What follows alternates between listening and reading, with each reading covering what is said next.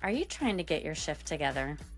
Welcome to the Shift Sisters podcast, where real conversations inspire real transformations. We're not experts, but we're experiencers. I'm Sandra. And I'm Jennifer Richter. We're your Shift Sisters. Whether you're shifting like a sloth or it looks like you're having an exorcism, this is your space to breathe, reflect, and remember. We're here to talk shift with you.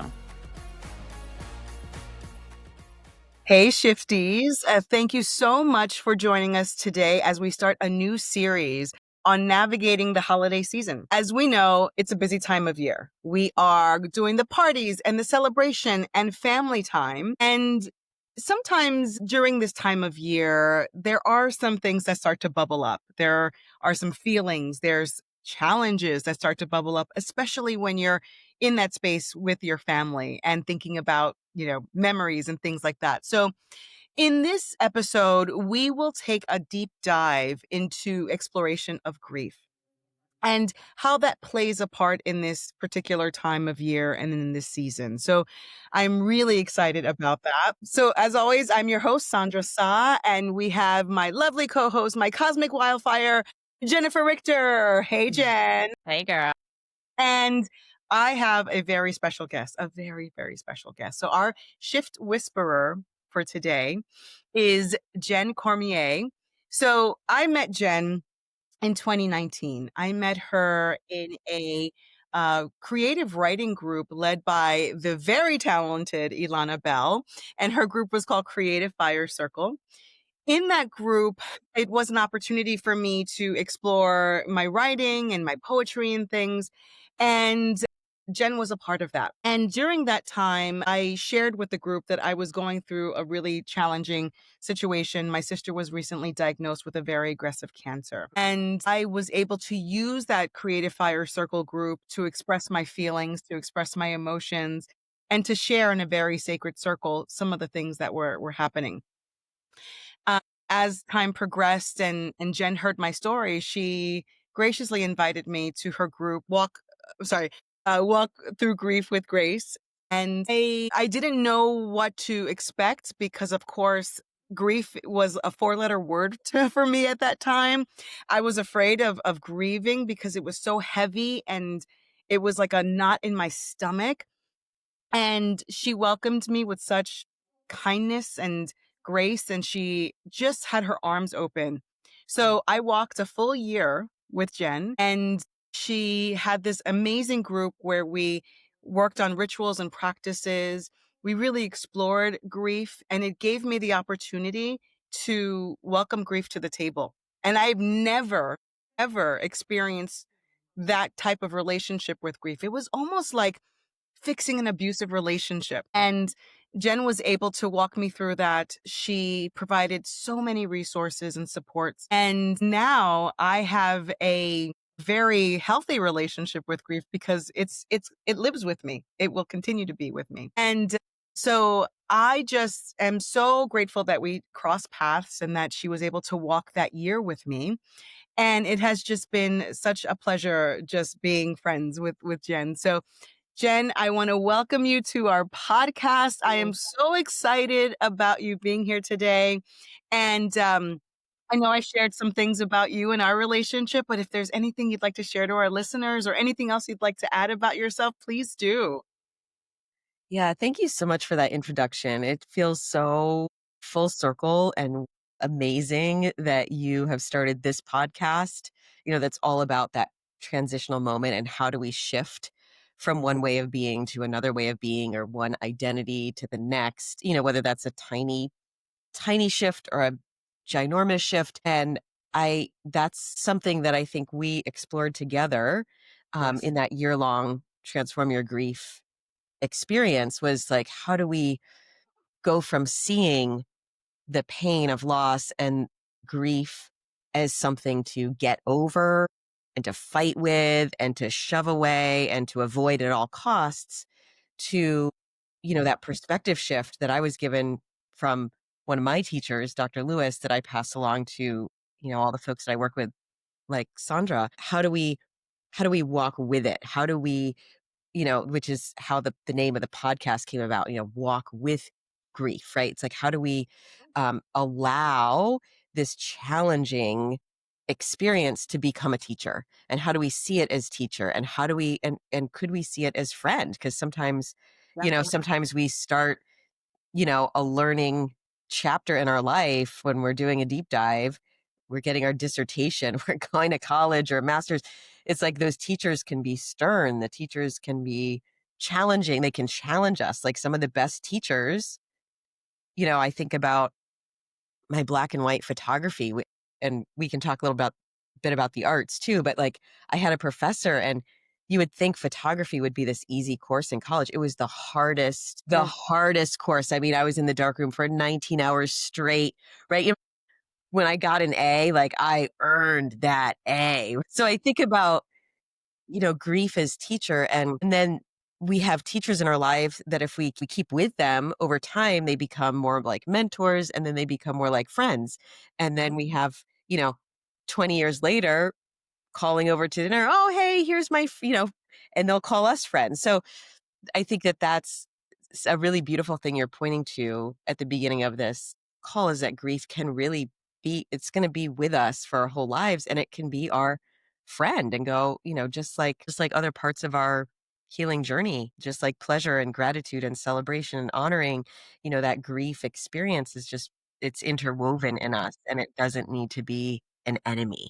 Yes, yes, yes. And that is one of the biggest lessons that I took away from all the work that you've done with me and we've done together. So I look forward to diving into that. And before we get into the meat and potatoes of today's talk, I just want to do kind of our typical opening ritual. Some of the things that we like to do is just check in and see where we are. We always invite our listeners to have a warm drink or something to kind of just get them ready to explore some of these conversations. So Cheers. talk about that. Cheers to that. Let's cheers. Cheers to warm drinks. Yes, yes. So what do we have in our cups today, ladies? What are we sipping on? Well, this is a warm drink that is my own alchemical. I want to hear it. That's the stuff we love most, is to make your own crazy sips. So It's tell my us own all about it. crazy thing. So this has it's got a little bit of coffee and some mushroom, cacao, maca, butter, Ooh, bone broth. Yes. Yeah. That's what we're talking And some about. maple That is syrup. a good sip right there. It's like the salty bone broth and then some Yep. maple syrup, and then, very earthy, and I love amazing. it. yeah. How about you, Jennifer? What do you have in your cup today? I have my fresh brewed peppermint tea, because sometimes you need that like traditional comfort. I know I always drink like Tulsi or something crazy, but yeah, I just need that like familiar comfort. But I'm double fisting like normal, and I've got I usually have like 4 or 5 drinks at one time, but my Celtic sea salt water. I used to live off Perrier, which I kept saying, I feel like I'm getting essential minerals that I need for my body from this, because I would just crave it and I couldn't drink enough of it.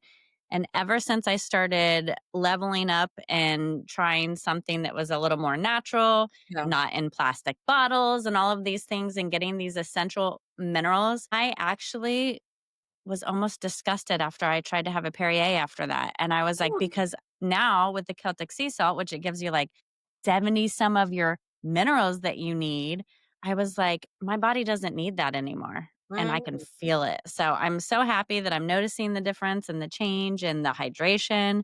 And I'm simple over here today, but it's essential. So that's me. I love it. What Yes. about you? I love the comfort piece of it because I'm drinking hojicha tea, which is roasted like green tea. So I love matcha, but it's also caffeinated. This Okay. is like its brother, where Say it again so I can write it down. it's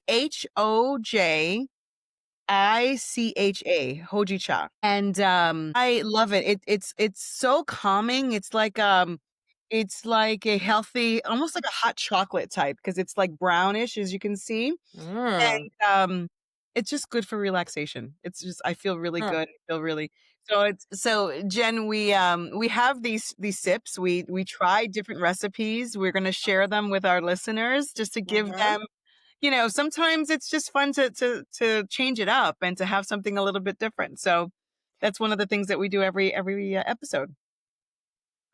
All right. And then so let's talk about our internal forecasts. So Right. we always like to do a check-in because we want to know, where are we today? And some of that will cloud or brighten your day. Some of that will help just determine how much energy you have, all of those different things. Instead of us saying how we're doing in the kind of basic, yes, I'm fine, I'm good, or I'm sad, we wanted to use the forecast to just get a sense of where I am right now internally. And then at the end of the podcast, you could do the same as well to see, where am I after that? So would love to do a check-in with all of us and just get a sense of, where Mhm. are we? What are we feeling today? Jen, do you want to get started? Sure. I'm not sure yet where I am today. That is fair. Honestly, which is why I think we're going to do a practice in a minute. And then I think at the end of that, I'll know a little more. I think I have a few different parts coming to the table today. I've got some parts, like some existential parts who like to define me, parts that are feeling like, what's the word? Maybe wobbly. I feel like a couple wobbly parts coming to the table. Um, Tender. I'm feeling tender. Mm-hmm. Yeah. I'm like, isn't that the emotional storm, I think? Or maybe it was the electric storm I was thinking. I don't know. There was one that you had like a little emotionally stormy. That was the one. Triggered, reactive, overwhelmed by the swirl. Or was it after the storm where it was like exhausted but clear, wiser, hopeful? There's so many stormy things in there. So Well, many stormy things. So I'm gonna bring the tears at the very beginning Go of the do it, how are girl. you? Do it. and all of that is welcome to the table, right? Mhm. Because there's just this week, Jennifer and I were in conversation, and I just said to her, I'm on the verge of tears all the time. Mhm. And I don't know if it's hormonal, I don't know if it's energetic, I don't know what it is.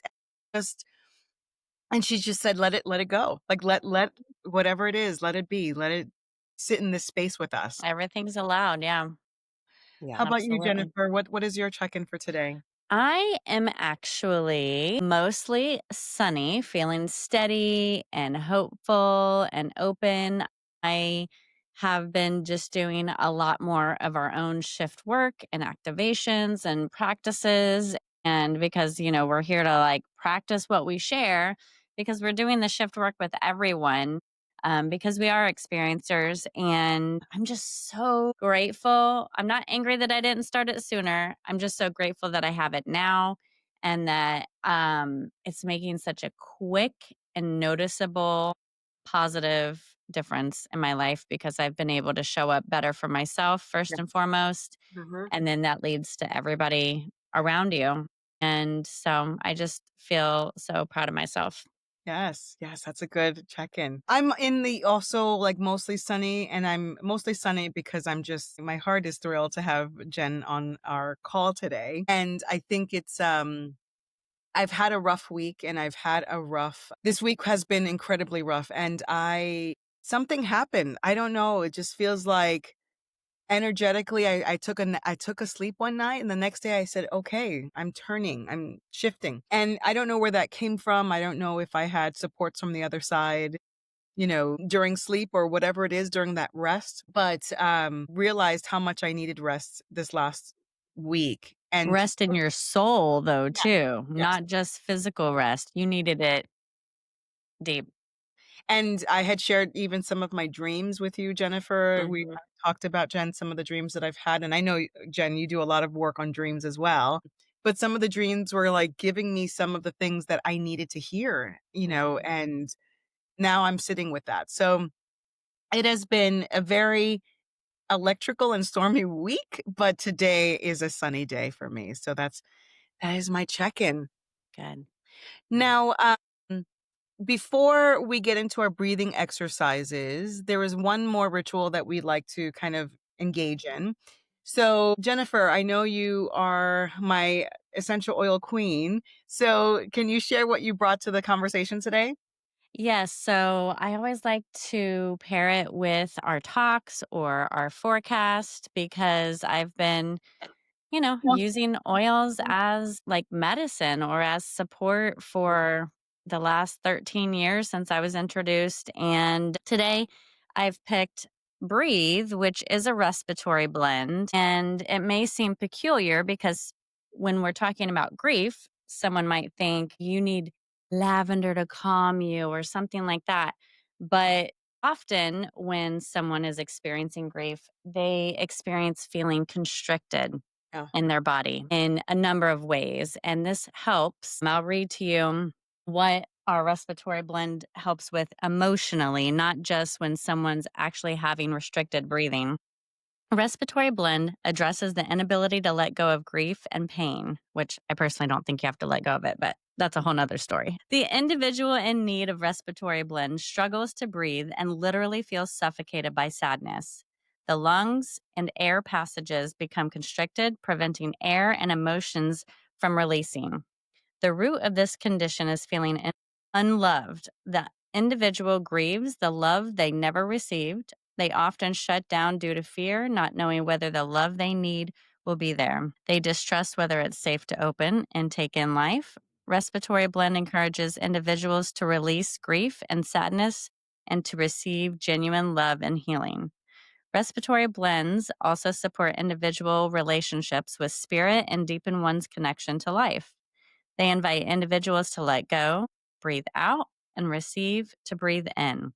And this way, these blends teach individuals to embrace life through breath.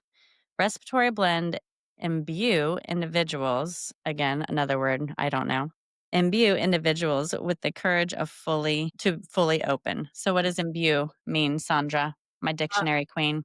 I don't spell it. IMBUE. I don't know what that means. You know what that means, Jen? I feel like like To take in, embody. Take in, like right? I'm that's what I looking it would, up. but I think that's imbibe. But Well, you're on it. To Inspire permeate or or permeate. inspire with yeah, quality or feeling or idea. I right, don't because know. the breath when we breathe, the lungs also are, in traditional Chinese medicine, they're connected to grief. Yes. And when Mhm. we inhale, it's like inspiration, it's literally like breathing in spirit, right? So we're breathing in, and it's hard to breathe in life when you're feeling Constricted, yeah. disconnected from love, right? That's Yeah. hard. For sure. Well, that is a great support, Jen, as Jennifer, when we're thinking about, this topic of grief. And it's a nice segue into our next piece of breathing now and giving us an opportunity to get grounded since we are going to, have a chat about grief. And if you're in that grief space, it's important to be able to get yourself centered and grounded and out of that kind of that energy that's way up top here. So Jen, if you wouldn't mind, I would love for you to lead uh, a breathing activity for us or anything that Mhm. you would like. Yeah, absolutely. So this is something that we'll practice together now. And if you're listening to this and it resonates with you, you can go back and just listen to this section as a practice before you cross a threshold, before you cross a threshold into a communal space, maybe into a conversation. We're Mhm. about to step into this conversations. It's really beneficial to get into our breath, get into our body first before we um, Interact. find ourselves in relationship. So, Mhm. oh yeah, so let's Mm. let's just find a comfortable position. You may be pretty comfortable already. You can do this standing, sitting, however you are, but see if you can take your hands. Let's actually create a little bit of warmth underneath our hands and just feel as you rub your hands together that there is like this kinetic heat happening. Mm. You can actually feel for a moment, oh, I have skin. My palms have skin. My fingers have skin. And then flip your hands and rub your nails together. So it's like I'm making a little heart. It actually looks like a little heart with my palms, but I'm rubbing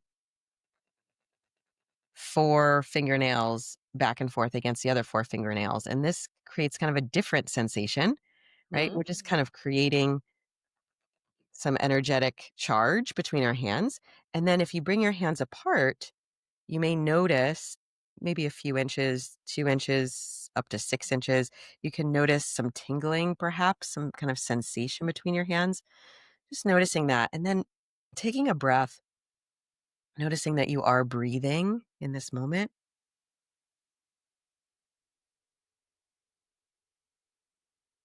And see if there's a body part. We're just going to relax and soften into our intuition right now and see if there's a place in your body that could use a little extra love, a little extra attention. Maybe if you've just been crying like me or focusing on a screen, it may be your brain, it may be your eyes. So you might want to take your palms up to your eyes and give them that extra energy that you just created. Or you may want to bring a hand to your heart, a hand to your belly, or you may have some other body part. There might be a shoulder or a neck or a knee. And let's just leave our hands there. And if the hands want to change places at any point, they want to move from where they are to another place, just follow that. And just feeling that connection between your palms and your body. And now we'll find and if you're able to breathe in and out through the nose, just following the breath in through the nostrils, into the body.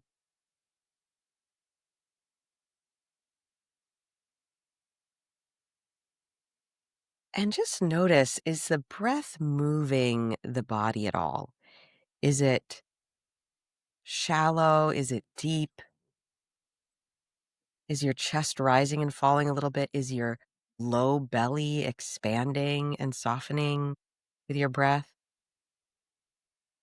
And without trying to fix anything or change anything, just notice what is the isness of the breath, accepting the atmosphere of the breath, of the space that you're in, just settling.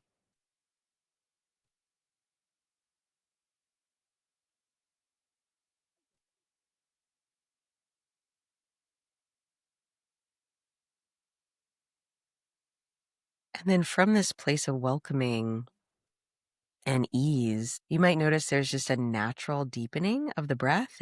It may come a little deeper, a little longer. And let's just welcome the breath down into the belly. And this is a moment, if you have any clothing that's tight on, a belt or something, you can even undo the belt or unzip a zipper so that you can feel some spaciousness. Just invoking that image of that giant belly laughing Buddha, just really open and soft.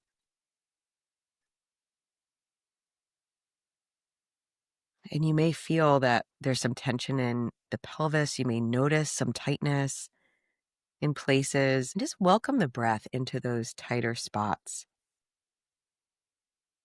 Just softening the pelvis, opening the bowl of the pelvis, feeling your body relaxed and connected to the earth.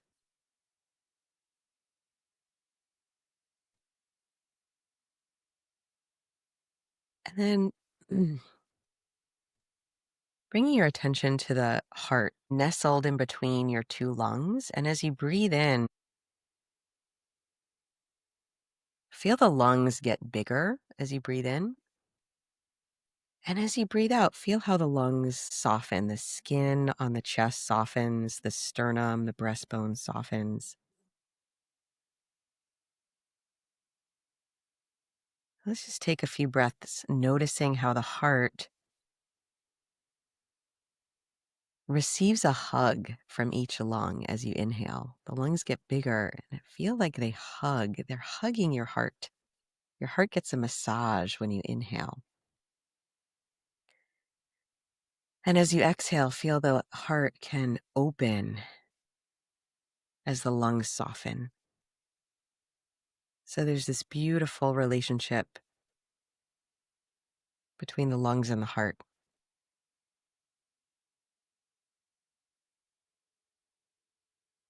And as we focus our attention there, just see if you can notice any layers of the heart that are expressing. It may feel like an emotion, it may feel like a weather pattern, it may feel open, it may feel, just notice what you're sensing. And if you need to do a little bit of movement, it's always welcome. And then whenever you're ready, just gently open your eyes. Find your way back. So, how was that? Did that feel how did that feel? Whenever you would lead these, Jen, I always like right now, I feel like I'm floaty. I feel floaty and grounded at the same time. I don't even know how to describe that.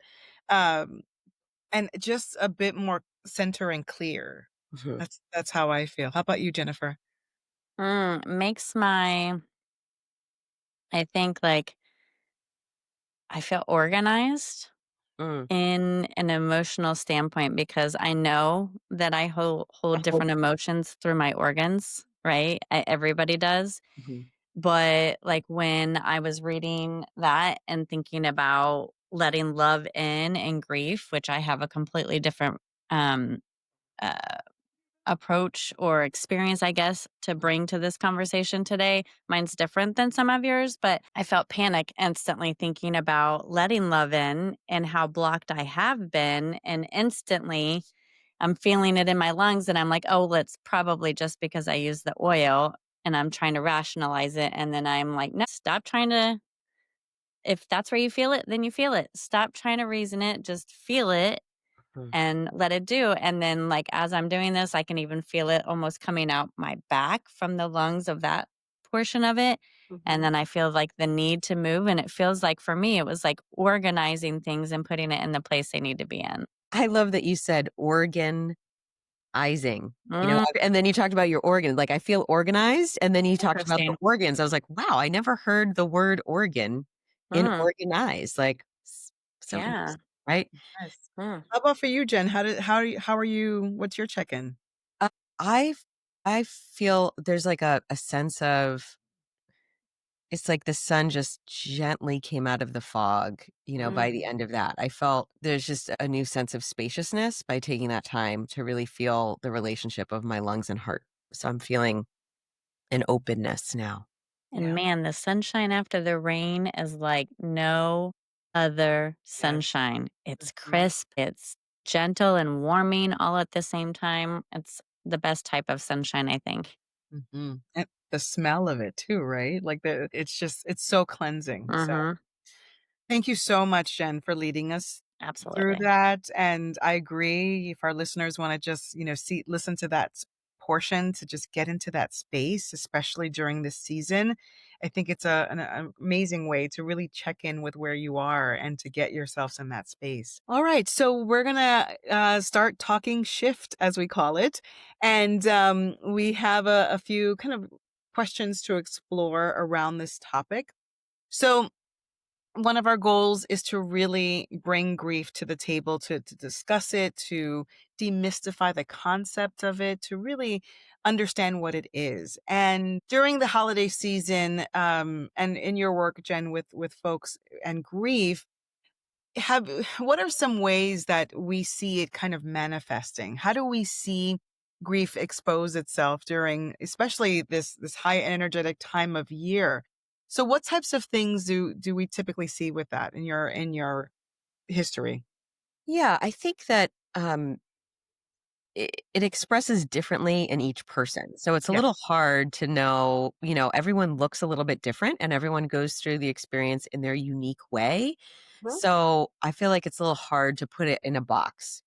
And with that being said, some people, um, eh, well, I mean, there's sort of an obvious layer of if you've gone through some loss and you're moving through a grief experience, you may be feeling life more intensely, right? There may be more tears, there may be more emotions that feel just more intense. Life might feel more intense. A lot of times, folks don't even know that they're grieving, Yeah. right? And Mhm. moving into this work, um, I would talk to folks and go, "Do you know anyone who's moving through?"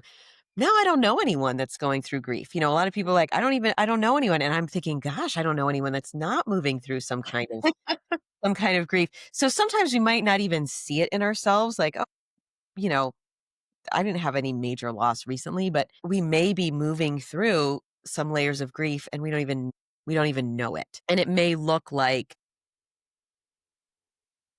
I notice that people go in a couple different ways. We can do some coping mechanisms, that actions that look really from the outside very functional, right? Oh wow, look at her. She just got a raise and she's working 80 hours a week, and we can avoid our internal experience. We can avoid that healing journey that is the grief journey by overworking and overdoing.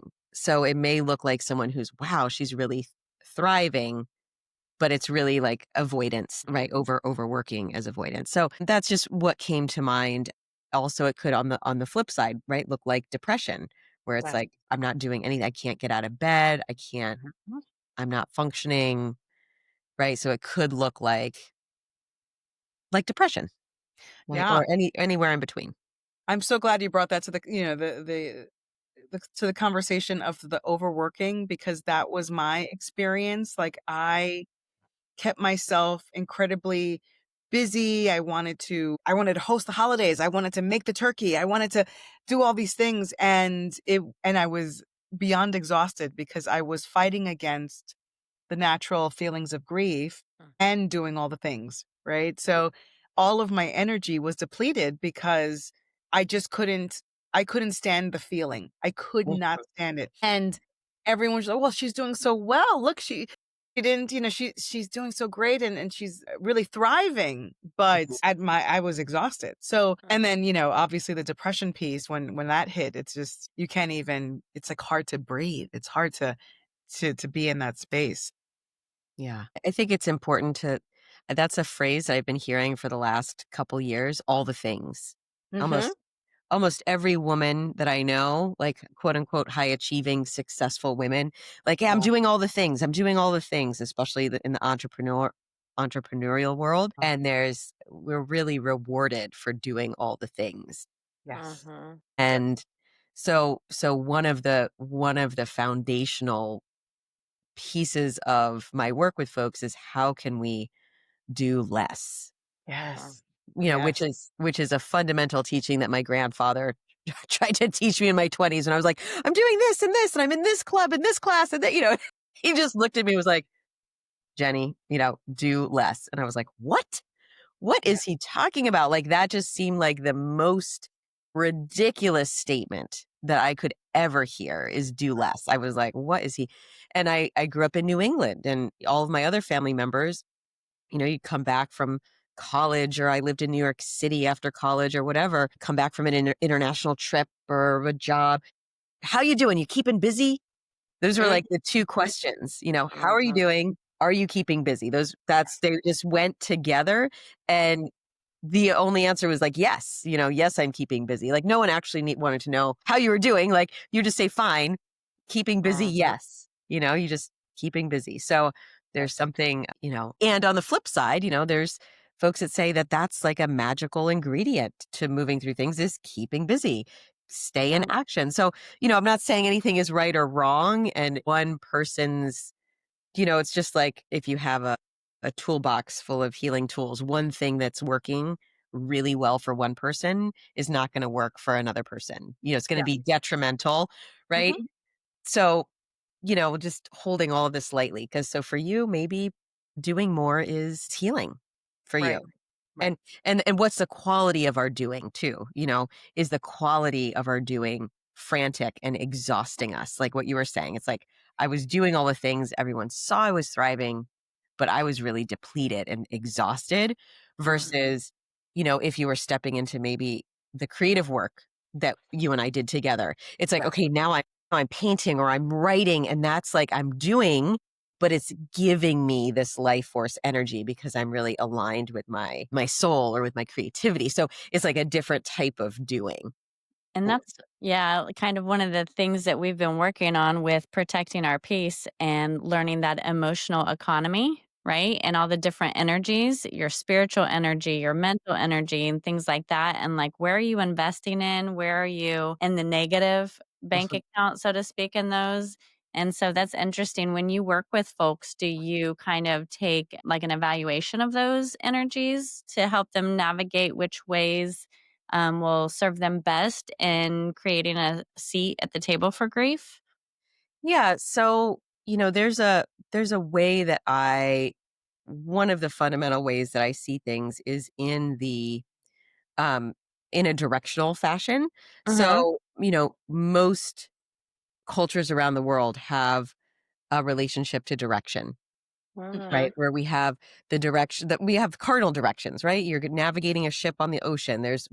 Where's the true north, right? There's Okay. the North Star, right? So no matter where you are in the world, and this is the medicine wheel. That's like a practice of different indigenous cultures, and it's pretty universal, right? Where Mhm. we have what's in front of us, what's behind us, what's on our left, what's on our right, what's above us, what's Okay. below us, what's in us, right? So that organization is sort of a fundamental way that I will start, whether I say that explicitly or and so it's like mapping. I think I have a title for this and now it's not coming to me, but basically Okay. basically yes, if we're not connected to what's underneath us, like with that practice that we just did, there was Mhm. the response of, wow, I feel both grounded and floaty at the same time. Mhm. Right? And there's like this really beautiful when we're in our heart, when we're not in the static of our mind, Mhm. and we're not carrying around a whole bunch of extra Yeah. physical weight, too muchness, then we can feel grounded to the earth downward and lifted up Hmm. toward the heavens upward. And then we have this sense of like, wow, I'm grounded and floaty. So I think that it's finding that balance. There's Mhm. never really a static balance, right? When we were doing that, when you were feeling like, oh wow, my organs feel organized, there's like a sway that happens, or we don't Mhm. have to be rigid. And how can we be balanced with what's in front of us and what's behind us? How can we have the support of our ancestral lineage and also have a vision for the future, but not be too forward moving, not be too goals, what's my 10-year plan, and Yeah. not be too stuck in what's behind us, right? So how can we have that balance forward and back, up and down? So that's just an example of Yeah. innate organization of where I would start. Yeah. Sandra, do you hear how similar that is to our Bound to Shift book that we're going to be sharing in January with the book? Remember how you had to like see below and above? I'm Yeah. like, oh my God, she's speaking it from a different language. It's Yeah. everywhere. Absolutely. Absolutely. It's such powerful medicine. It really is. Mhm. Now, Jen, you'd said something that I want to kind of, so I think when people think of grief, they think of a big loss of a Mhm. parent, a loss of of a child, a loss of a spouse. But grief can be many things, or can be a loss of many things. So can you speak to that with some of the people that you've worked with, and what are people grieving? What are some things Mhm. that are lost? Yeah, I think when we hear grief, you're right, we think of a death, death of a partner, a parent, a child, a sibling, right? And we can be grieving all kinds of losses, and sometimes it takes layers. There's a big loss. We lose our job, we lose our house, we lose, there's something apparent, there's something big that happens, and then as we move through that process, like, oh, underneath that I also had this that happened to me as a child, and I'm now remembering what happened when I was 12, and now, so then Yeah. there's, like, parts of, like, childhood parts that come up and different things that we maybe hadn't given our attention to that get revealed. But yeah, we can grieve all kinds of things. Mhm. And, just like we can love, basically, I think of it this way: grief is a love experience. Sure. So, like, if we don't love something, we're not going to grieve it, Sure. Mhm. right? So, if you have someone who didn't really care for their father True. and their father dies, there's not that big of a grief experience. There may be a grief experience around, now my father's died, he was never around, we didn't Yeah. like each other, he didn't really support me, wasn't the caregiver, whatever. But then I might then be grieving the love, the dream of the father that I never had. Yes. Sure. So then there's like, and I see this kind of as it's almost like a two-layered process, like the thing and then the shadow of the thing. It's like that we might grieve a person, and then what happens is then we grieve the person that they weren't, the relationship we didn't have, right? Mhm. So that's what I see what happens with people. It's like, okay, I'm here because my father died, my sister died, my mother died, uh, and I'm going through this grief experience. And then underneath that is like, well, actually, my mother was abusive, and Yeah. actually, she neglected me, and actually, I really hated her for this, and actually, I have some anger around this. So that, oh, now I'm grieving that I never had that loving mother that I wish I had. So then it's like, then there's Mhm. like the grieving of a dream, the letting go of a dream. Mhm. So, and that Mhm. happens too with relationships. If you think of breakups or divorce, it's like, okay, this was the thing, or betrayal even, right? This is the thing I thought this was, Mm. and now I'm grieving what I thought I was going to have. I'm grieving the imaginary life. Like the loss of the opportunity or something. Mhm. Like, oh, well, now I'm 47 and I thought I was going to be married, or I thought I was going to have this thing. And now I'm not having it. And now I'll never have that, whatever, wedding with my dad walking me down the aisle because he's not Mm. alive anymore. And Mhm. True. I'm not a young person anymore. I'm not going to have a baby. Mhm. Oh, now I'm grieving like that I'll never have children. And Right. maybe I'm happy. So it's just like there's this dance around the story, because we're such powerful story beings. We create through story. So then we grieve the story that maybe we held a story for ourselves, and that story is not going to happen in reality, and then we're grieving that. It's like a Mm. whole nother undercurrent. Yeah, I wanted to bring that to the conversation because there's just so much that people are holding on to. It was talking about, so even just, I've moved to different states in the last like 7, 8 years, three Mm. states. And during the holiday season, I grieve not being in the Northeast. It's something that really it hits me in my gut, and I always try to find ways to mitigate that. I'm like, how do I get to a place where there's snow? Or how do I get to a place where, and I it's a true feeling, but it's something that, Mhm. oh, it's just silly. That's not grief. That's just, you miss where you lived, and that's what it is. And it's just something that I think during this time of year it is valid to kind of bring up and discuss. So thank you for Mhm. the conversation.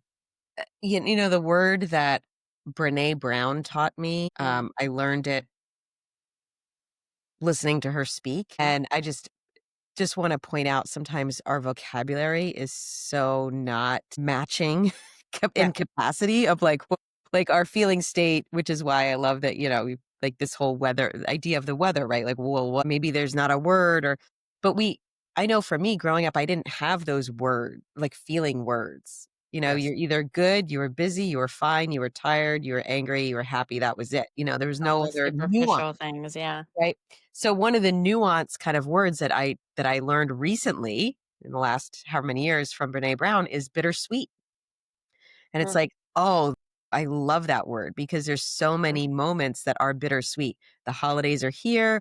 Oh my gosh, I have this in my life and this is wonderful. And I'm sad that I don't live where I used to live, and there's no snow, and there's not this, or so it's just like that sense of bittersweet, I think, is if we can embrace that paradox of life, that it's going to be joyful and we can have gratitude and love and we can be present and we can also have like, oh, then I'm also grieving this dream or my parent isn't here, I don't live where I lived or whatever. We can have both. And I think that that's the work. That's the societal work, the village work, the cultural work that we need to do is to be like to keep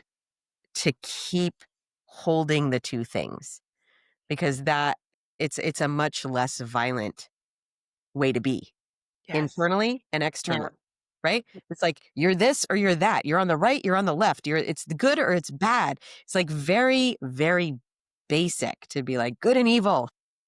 Well, I think folks just don't know the options of what to name their Hmm. feelings. And Sandra has shared multiple times about, I'm going to sit with this emotion, I'm going to name it, and then I'm going to actually write to this emotion, like, Dear Bittersweet, I, ba, ba, ba, ba, ba.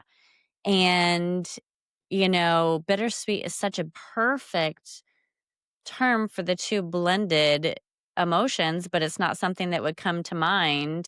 I'm almost like, okay, Sandra and Jen, I need you guys to create a new dictionary of emotional words so we can name these things because I think people can work with something that they can resonate with, Yeah. right? And so if you have this feeling, but you don't know how to explain it, but on the other hand, you have this feeling and you have a name for it, Mm. Yeah. then it's your starting point. Yes, absolutely. There's so much power in being able to name something. Mhm. And two resources for folks right off the top of my head. One is the Brene Brown. She has an amazing coffee table book. I have it right here that I could hold up if you wanted me to. It's called Atlas of the Heart.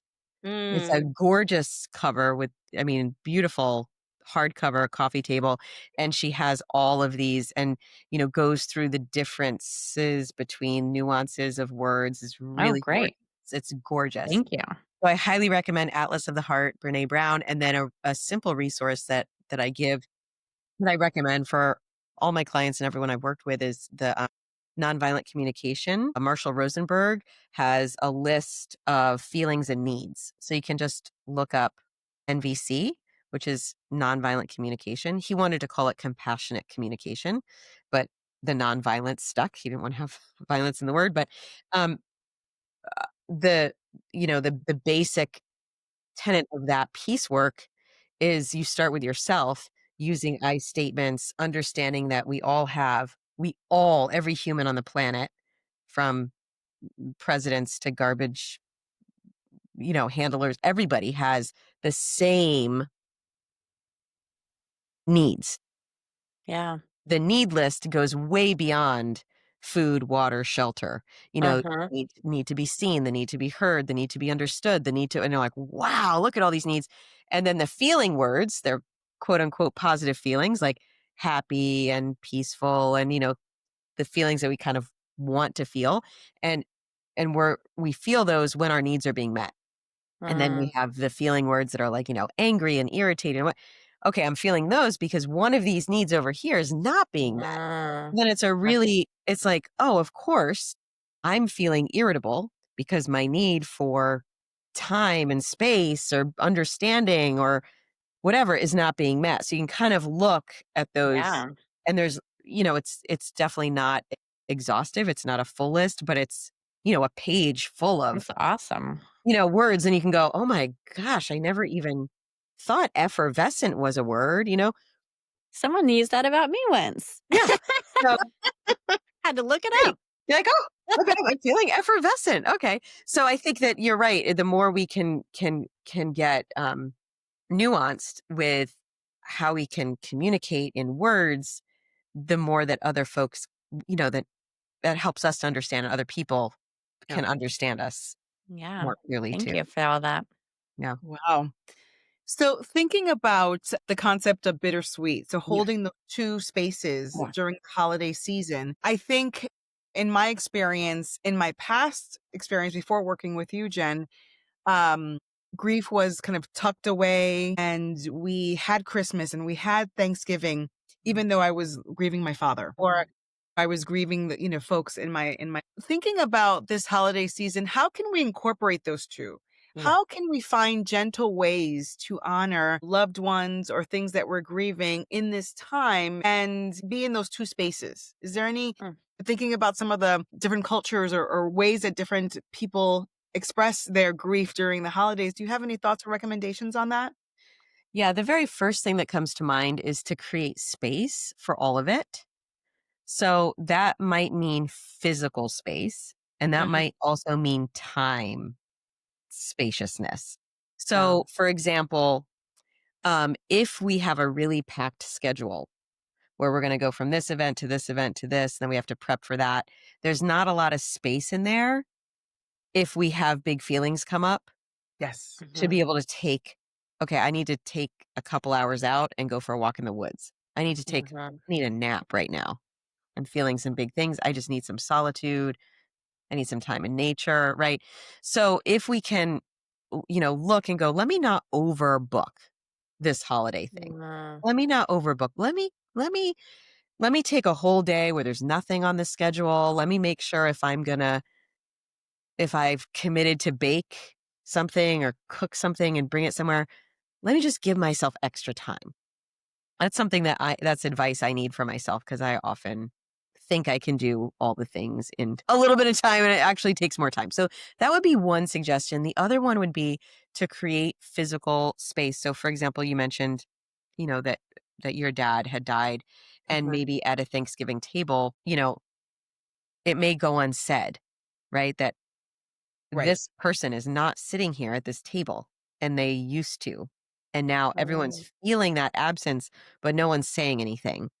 And Mhm. everyone's feeling it under the surface, but we're kind of plastering on a little bit of a fake smile. And yay, we're so grateful that we're here, right?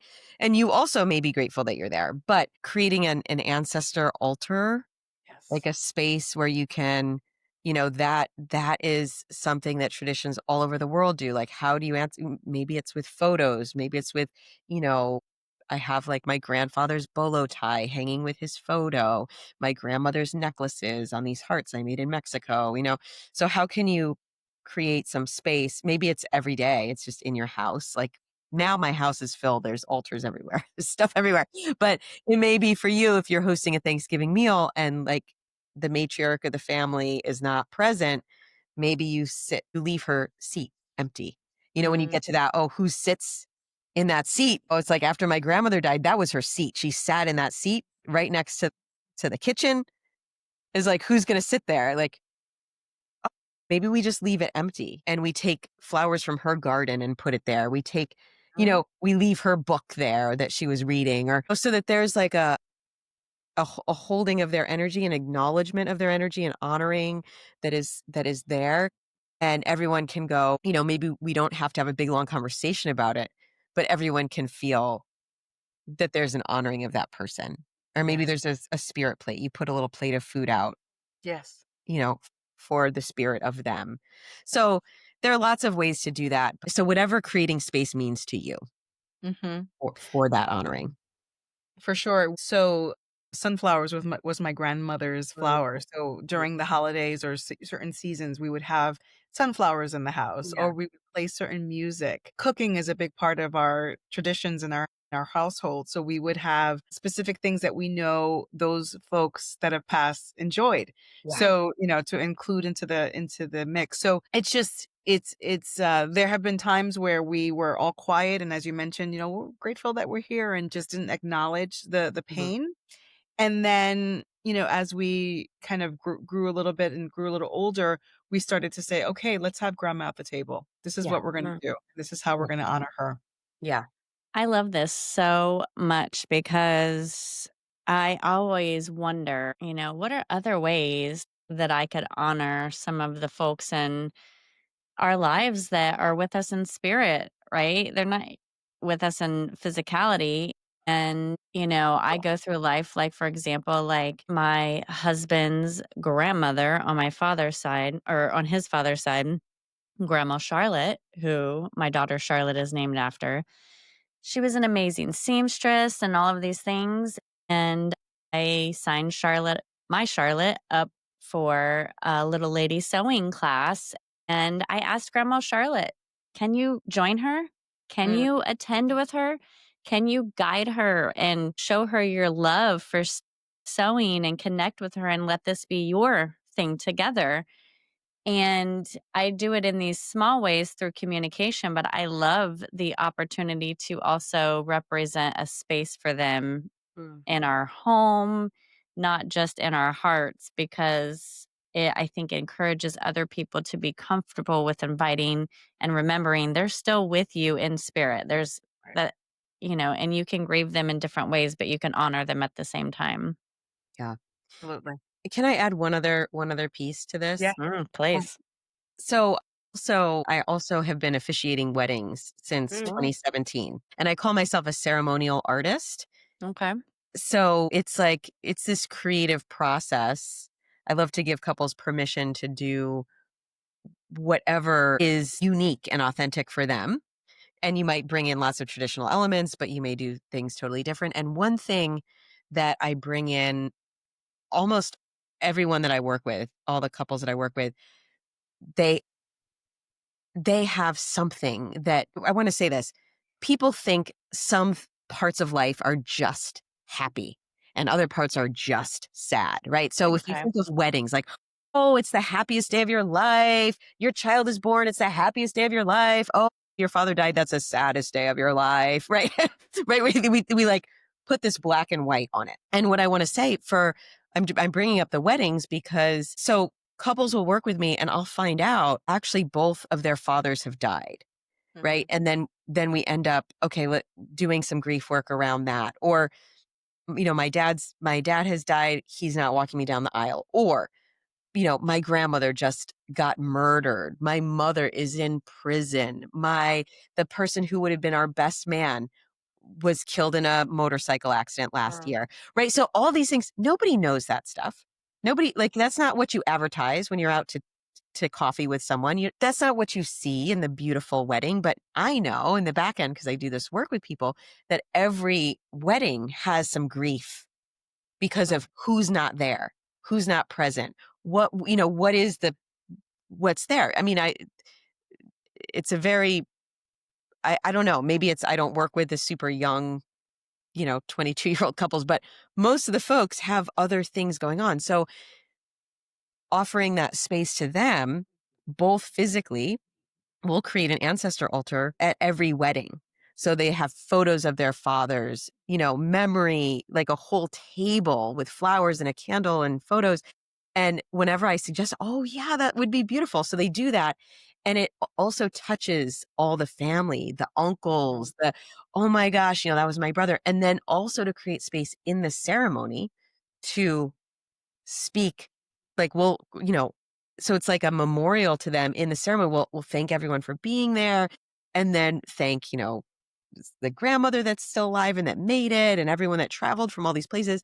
And then we want to take a moment and be in silence and then thank those that are in spirit who are not here with us physically today. And then we'll write something together about the father or the grandmother or whatever. And it's just so beautiful and touching. And it brings in the bittersweet, the tears, it acknowledges all of that.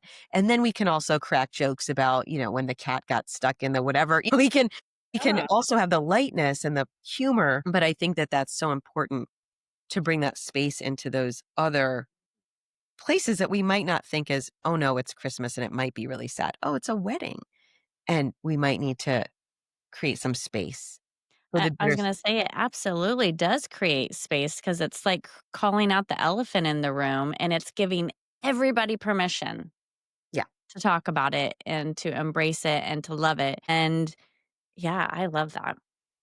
Yeah. It just gives you an opportunity to enjoy that event with Mhm, them in a way.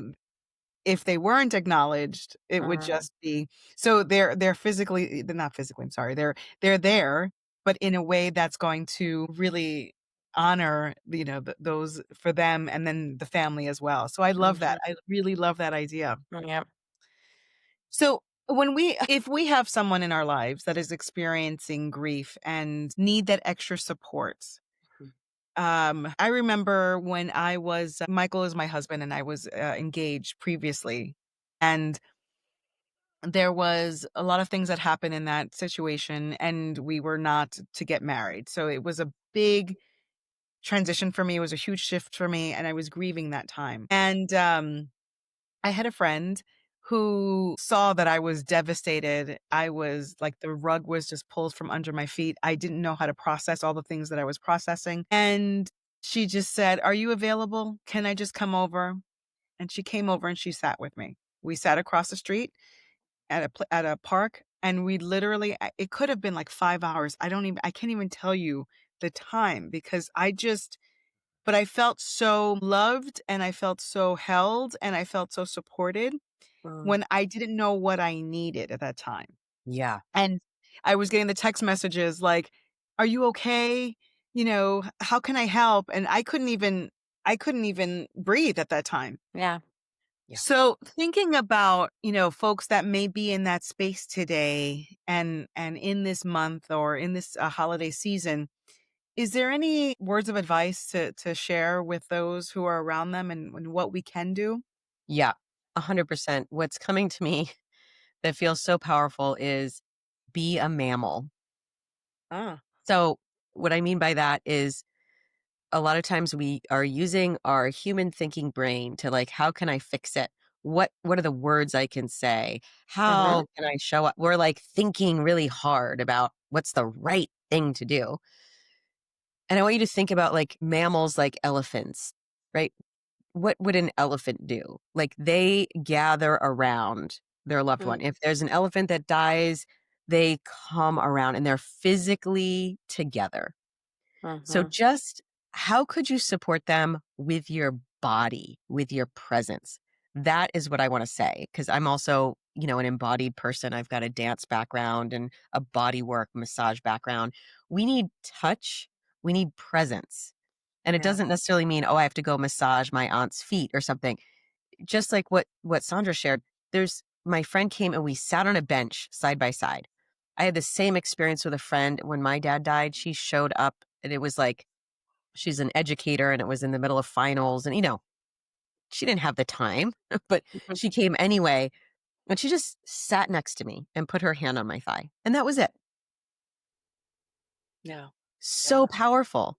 And the other most powerful healing moment I remember is like my aunt had come from Seattle, my cousin, my grandmother, my mom, and we all took a nap in my mom's bed. It was like 5 That. of us, 5 of us in her queen size bed, and that's the only time that that's happened, but it felt so comforting.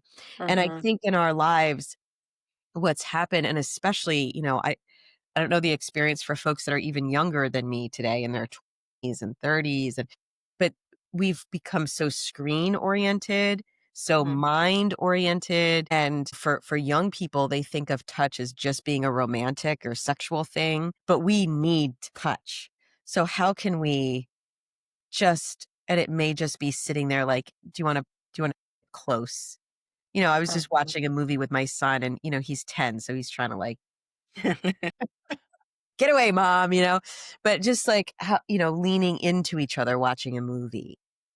So, how can you just give your presence and your physical body in support? Mm. Yeah. That actually it's such a valid suggestion. And if you're just listening to your body, right? Like when you need to move and you just move and stop trying to analyze it or justify it or stop it. But my husband, who is on the spectrum, has a very hard time. Well, I think a lot of people would have a hard time being vulnerable in general, but he has a hard time being vulnerable and looking at you in the face at the same time because, having direct facial Yeah. contact communication is already hard and in general. And I said, let's just stand back to back. Yeah. Our Mhm. palms can Mhm. still touch like this. We're back to back. I want you to feel supported and heard, but you don't have to like get in your head about if you're making eye contact or how awkward it is and how vulnerable it is. And if you don't want to talk, that's okay too. But let's just stand back to back, palm to palm, and just feel supported as if, Yeah. we're trees together. And it was something that just is from me, like through me, I guess, not from me. And not only did I support him, I was able to support myself in that manner to go, okay, not everybody needs to be fixed, right? They just need to be held sometimes. And I rely on those techniques quite often. And yeah, I think they heal everybody. Yeah. And Absolutely. what if nobody needs to be fixed? I think it's like we're living in such a time where it's like, this self-help culture and yes, I mean it's so beautiful. We have all these therapeutic processes and ways to understand ourselves and right, but what if it's just understanding what's already there? What if it's accepting what's already there? What if we're all already whole and complete? And I Right. think that that's something that we're missing. I see, so many people trying to fix themselves I'll Yeah. change. in Mhm. all of these different ways. And it's, billion dollar businesses, right? To fix ourselves. And it's like, what if, what Mhm. if we're okay already? Mhm. What if we're whole already? And how can we just support ourselves and each other to see our beauty and our wholeness and our Yeah. sacredness? Yep. I love this conversation. It's really just, we, Jennifer and I talk about, when we're shifting, there's that messy middle part where we're just in that space of like chaos and not knowing and not understanding. And it just is something to bring to light. That's where we are, Yeah.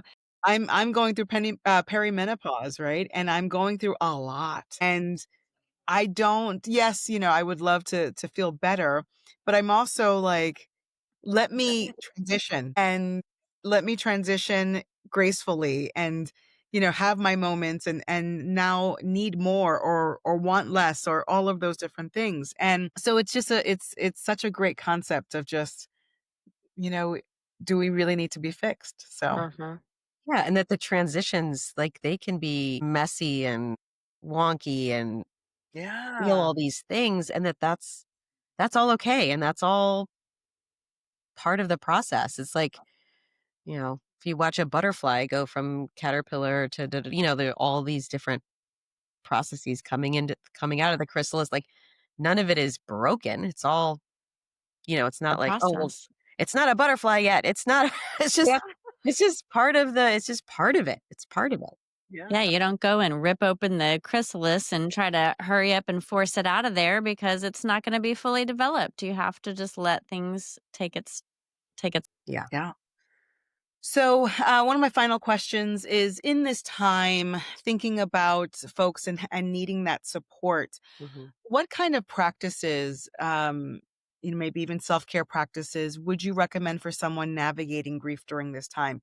And I do want to say, I took when I walked with you, Jen, and Hmm. with that year, that was the biggest act of self care that I could have given myself. Mm, Mm. That and it was such a major gift Mm. because I did not I didn't want to take the walk because I was just so afraid of what was on the other side of it, and, I was given gift after gift after gift because it helped me not only process my sister's grief, I didn't realize all the things I was grieving mm, and all the losses that I had, and as you had said earlier in our chat today, then you start going down the and saying, "Wait, when I was 8, this is what happened," and, all the things that I lost just to jump in on this question, that was one of the biggest self-care gifts I had given myself was to walk through that with you, and also just thinking about it for yourself and all the work that you've done, what would you say are some of the things that, people can do right now for themselves to support themselves? Yeah. I think sometimes we are thinking like self care has to equal a spa visit, a bubble bath. Like we have this sort of image of self care. Yes. And sometimes it looks like that image. Sometimes, I mean, I love a bath. I don't need bubbles, but bath is like number one for me. For me, it's going mhm, to water. I like to think about, you know, the different elements, right? Water, fire, air, and earth, right? And you could just, if you just think about those four elemental mother energies, mm. which one do I need right now? Right? Maybe you need some sunlight. Just go Yeah. out, and Mm. get some sunlight. Maybe you need to go to water. If you're an astrology person, I'm like a Pisces, Pisces, Pisces, Pisces, Pisces, Pisces. So it was like, for me, someone had said a long time, like, go to water, like you need water. So for me, it's like a bathtub or the ocean. I'm lucky to live, about 10-minute ride from the ocean. So I can go to the ocean. So self-care, I feel like I'm going to say something that feels maybe like I've never said this before, but I want you to think of self-care not as self-care. We are in such a colonized mind thing where everything is self-centered, self Mhm. this, my healing journey is myself, my self-care. It's about care is about connecting to something outside of yourself. I feel like I see it kind of as I now really understand myself as a mystic. Like, oh, I'm a mystic and a medium. That's about connecting to the mountains, the water, the Mhm. spirit.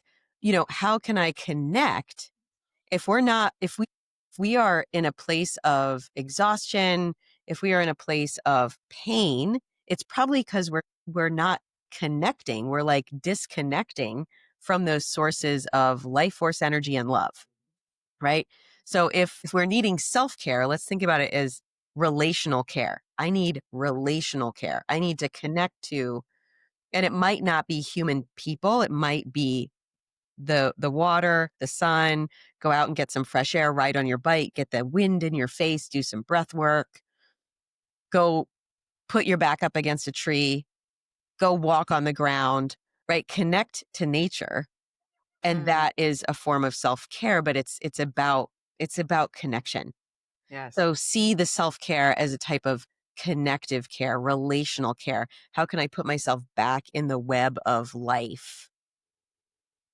you know and then that might mean connecting with people, that might mean touch, that might mean that sitting on a bench with a loved one, or going back to back, or going on a walk, or might Yeah. mean getting a massage, right, and getting some touch. But how can we see it as a relational care? One of the things that you did in your practice when I was in your group was the dancing with the ancestors piece of it, and also like thinking about dreams and all of that. Is there anything in there to also think about or recommend for those who are going through this process? Yeah, I think it would be like, find your way of connecting to something greater than yourself. Mm. So some people may have like a particular spiritual or religious practice, or a Mhm. tradition that they lean on that feels really resonant for them. So, if you're part of a spiritual organization and that supports you, lean into that. If you don't have a spiritual community or people around you, maybe it's time to find that, right? Yeah. If you are a creative person where you love to journal or write or paint or dance or whatever that is, lean into that thing that feels like it fills you up and connects you to something greater. So, bring like really lean into your creative side when you're able. For me, meditation and prayer and dream work has always been a really big part of who I am. Someone else might not resonate with dreams at all. They might not be getting enough sleep. They might not remember any dreams. And if I were to say, go do dream work, they'd be like, what? What are you talking about? I don't dream, which is like, no, you do dream, but you just, so, and I think that there's a lot of healing for people. And I'm not really sharing this yet, but if someone's listening to this at the end of this podcast in December, I haven't been sharing much, but I've been apprenticing with a medium. And I feel like that, like mediumship, there's a lot of folks who aren't, authentic mediums, but for folks who really do have that capacity to connect, and we all have that capacity to connect. So Yeah. that, when I say like ancestral work or dream work or mediumship or what, some of that may feel really woo to some people. And we all have the capacity to connect to spirit, to feel spirit. We all have the capacity. Like after my dad died, I remember going to Kripalu and sitting on a mountain and talking to him, like on this little hill. And I could feel his energy. I could feel him hugging me. I can go for walks on the beach and start talking to my dad, and I see birds of paradise washed up on the shore with a feather stuck in, like, oh my God, dad, like being open to seeing signs and Yeah. symbols, things like that. The more people I work with over time with grief, people have really, and some people do it with, say, a husband before they die, and they say, what's the sign that I look for that I'll see you? And it's okay, it's a pelican. And then they, all these signs of pelicans, or every time I see a penny, I know it's my sister and there's a penny on my car. Or so people have like different ways that they connect to spirit, and it may be to their sister who's died and they see pennies and they know that that's their sister. Or for me, it might be birds of paradise or crow feathers, raven feathers that I connect with my dad. So there are these ways that really everyday people, you don't have to be, a medium or a mystic or something woo to connect to signs, to your dreams. You were saying that, oh, I had this dream and something happened in my dream and that gave me an insight on what to do next. Or I was in the car and I heard this song and it came on right when I was asking God, what do I do with my life? And then this song came on that my dad loved and this lyric, right? So there are these, like, I think everyone's had some kind of experience in their life where you walk into a library or a bookstore and you pick a book off the shelf and you open that book and the line that you read is exactly what you needed to read, right? Using like a Mary Oliver book of poems as like an oracle, open up to a poem and that's the medicine I needed from that poem. So we all have that capacity to get out of our thinking brain and into this like sort of magical, mystical place where we can connect to messages and signs and spirit on the other side through dreams or books or creativity or whatever. So I think whatever resonates from any of that, you might be a dreamer and love to journal your dreams, and there may be wisdom and insight in there. You might be more of a poet and like taking a book of poetry and opening up, like that might really resonate with you. But I think there's so many ways that we can connect.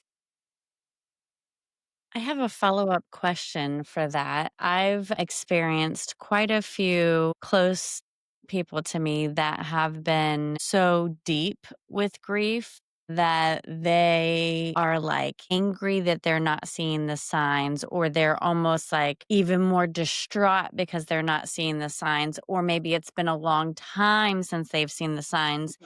And personally feel intuitively that sometimes the signs are fluid and they're changing, just like our conversation right now on a daily basis would be fluid and changing, right? And I feel like sometimes people get stuck in a box too, thinking that it can only be one thing, or sometimes they're so blinded by grief they can't see it. Mhm. Have you seen that? What would you recommend? Yeah, I think that is sort of the fundamental practice, is softening and opening and relaxing and letting go. Of the And like outcome and the expectation? yes, and that is so easy and so the hardest thing ever to do. Okay. To let go. Like, I'm expecting to see Yeah. a raven feather outside, or else like, dad, Yeah. is this what I'm supposed to do? Show me a sign right now. And it's kind of, Yeah. you know what I mean? Like that, there's like a constriction Yeah.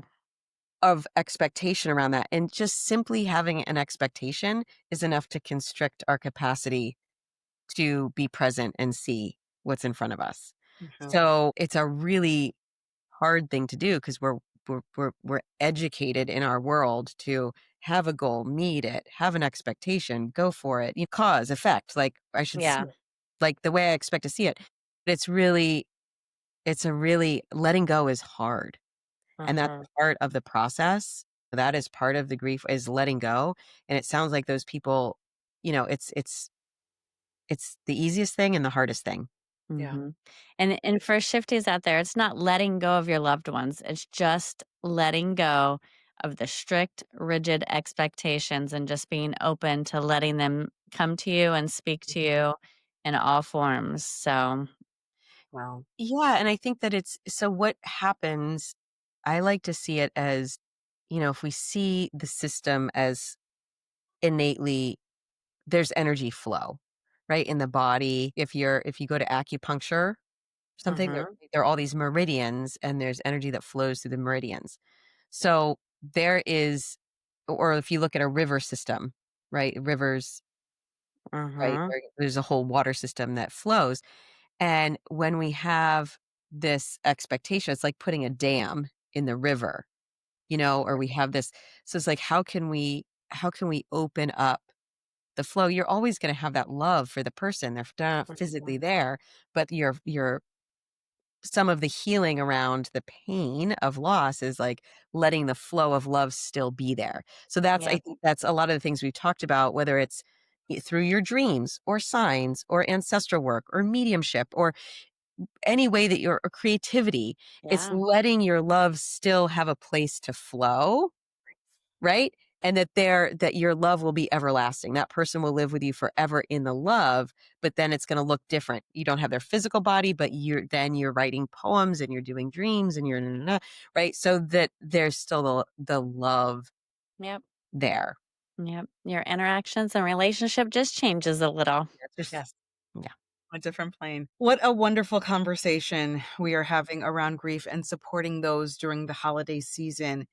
And like every one of our podcast episodes, we have something called shift activations. And these activations are opportunities for our listeners to take a deeper dive. And, Jennifer and I are doing the work as well and really looking into some ways that we can explore the topic at hand even further, or some rituals to help you through the holiday season. So I have a few of those that I'd like to share to help you through this. So, number one is honoring our loved ones. So, writing a letter to your loved one expressing what your wish is, if you could tell them during this holiday season, to Mm. include memories, feelings, and hopes for the future. It's like having that dialogue in now time and giving them the opportunity to hear from you during this time, and that hopefully gets some of that energy out. So that's one way we can support during that time. Number two is create a memory ritual. You had talked about some of this, Jen. So when you talked about having that plate at the dinner table during Thanksgiving. So thinking about different ways that we can create new holiday rituals around that person, Mm. like lighting a candle, setting a plate at the dinner table, or just sharing stories from that loved one. I myself, forget about the holiday season. I've just been thinking, like, I just want to share some of my sister's stories. And, Mm. I don't want to wait till Thanksgiving and Christmas. Like right now, I want to share about the time that we went to skating together and, had a blast. So I think, having that ritual also demystifies the angst of, oh, this person is not here. We can just celebrate them during that time. Mhm. And memory ornaments. So another way Mm. is if you're a creative person, and I'm definitely doing this for my tree this year, is creating memory ornaments of that person, of those people, of those things that are missing in your time, and that could mean pets, that could mean anything really.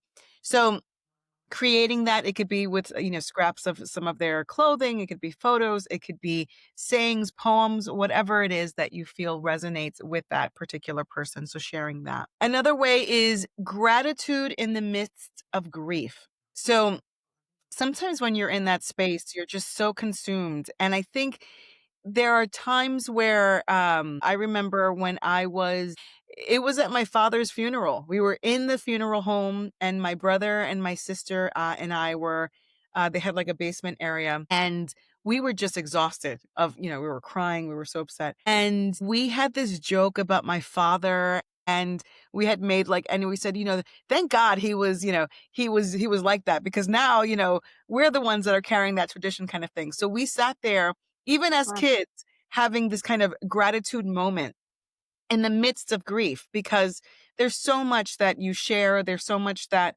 person means to you. And it's not just, that heavy feeling at that times. Having a list of gratitudes would be helpful. And I have two more to share. Create a grief playlist, right? So music that relates to that person, music that I have a grief playlist that really puts me in that space. So sometimes I just want to be in the grief and just, and have that. And there's other grief playlists that I have that is very specific to those people or those things that I'm missing. So I think that can be helpful. And then finally, a living tribute. Dedicate a small act of kindness or charity in your loved one's honor. It could be donating to a charity that they cared about, or reflecting on acts that you can kind of transform that grief into something, into a more just active act as opposed. Mhm. So those are some ways. These are all invitations for our listeners who are looking for ways to express their grief, to look at their grief, and also just sit with it. So I'm hoping that those would be helpful to our listeners here. Were you going to say something, Jen? Well, one of the things that I think that I have to speak up about, though, is when you're not the one that is holding the grief and you're in the space of someone that is, I really want to encourage those to not be fearful to speak up about the ones that they've lost that they're grieving, right? For example, if my mother-in-law, right, if she lost her father, like I don't have to be fearful to intentionally make sure I don't talk about him because I don't want to cause her any more grief. Mhm. Mhm. Honestly, I have learned from just speaking to so many loved ones that have lost somebody, they love when you talk about the person that's gone because they feel like their memory is still held and it still helps to bring that energy and that presence and that they're not forgotten.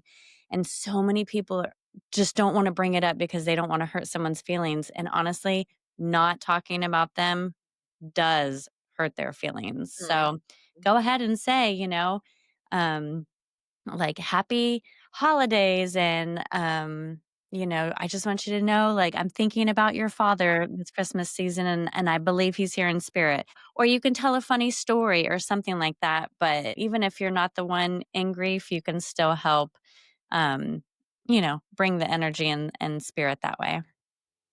Yeah. Yeah. So important. It is, because I think there's a lot of tiptoeing, and sometimes Yes. I just I wanna talk about it, right? And, I was close to my best friend's mother when she passed. Sometimes I'll just bring up, "Remember how she used to do that crazy dance?" And it just I just I think it's something that, I'm also trying to show in my practice with others of, how I'm living with grief, and also it's something that we can do together. It's what Jen called it, connective care. I love it. I love that new, title, connective care. Like, forget about self-care. Yep. That's not It's that's not a thing connective care. anymore. You're connecting. Connect- Yep. Connective care. We'll coin it right now. Yes, yes. I love it. I love it. Well, Jen, just wanna, with profound gratitude in my heart, I wanna thank you for a wonderful podcast episode. Thank you for sharing your time, your wisdom, all the things that is you. You're on the shift sister podcast.com website and under the Shift Whispers. If you want to just get straight to Jen, click on her picture and it will take you to her website and you can find all of her offerings. Yes, for sure. Well, whether taking this time with us has made any impact, if there's something in this episode resonated with you, we would love to hear from you. Share this episode with someone who is on a similar journey. I want everyone to just go and sip something yummy, take a deep breath, and know that you always have us to navigate the holiday season with. Thank you, everyone. And that's it for today's shift. Thank you so much for sharing this space with us. If you're loving the conversation, become a Shifty. Like, follow, subscribe, and most of all, share this episode with someone who's shifting too, or someone who seriously needs to get their shift together. Do you have thoughts, questions, topic requests, or maybe you're feeling the nudge to collaborate? Visit us at shiftsisterpodcast.com. We'd love to hear from you. We're so grateful for your presence, your friendship, and your willingness to do the work with us. Because shift happens and we're not meant to do it alone. We'll meet you back here next time to breathe, reflect, and talk shift.